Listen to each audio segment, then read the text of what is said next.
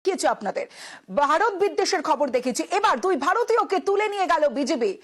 দুই কৃষক চাষ করতে গেলে তুলে নিয়ে গেল বিজেপি। জলঙ্গি সীমান্তে চাষ করতে যান দুই কৃষক, আর সে সময় দুই ভারতীয়কে তুলে নিয়ে যায় বিজেপি। সরাসরি চলে যাব, আমার সঙ্গে আমার প্রতিনিধি প্রণব বন্দ্যোপাধ্যায় রয়েছে, প্রণবের সঙ্গে কথা বলবো।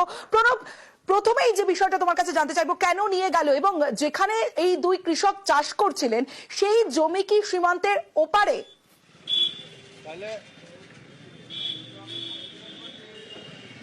একদম তাই, তাদের যে জিরো পয়েন্ট, সেই জিরো পয়েন্টে আবু শহীদ এবং কানু হালদার যে দুই কৃষক, তাদের জমি রয়েছে এবং সেখানে প্রতিদিনের মতো আজকে সকালবেলাতেও কিন্তু চাষের জমিতে জল দেওয়ার জন্য তারা গিয়েছিল। সেই সময় বিজিবি এর তোমার যে বর্ডার, বাংলাদেশ বর্ডার গার্ড রয়েছে, তারা জোর করে তুলে নিয়ে যায় বলে কিন্তু অভিযোগ।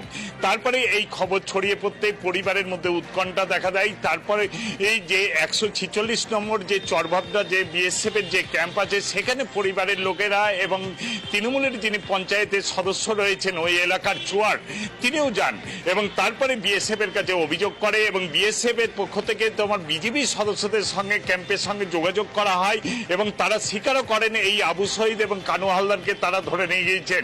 তারপরে ফ্ল্যাগ মিটিং এর মাধ্যমে ইতিমধ্যেই আলাপ আলোচনা শুরু হয়েছে এবং বিএসএফ এর পক্ষ থেকে তোমার পরিবারের লোকদেরকে আশ্বস্ত করা হয়েছে তাদেরকে কিন্তু ছেড়ে দেওয়া হবে, খুব শীঘ্রই ছেড়ে দেওয়া হবে।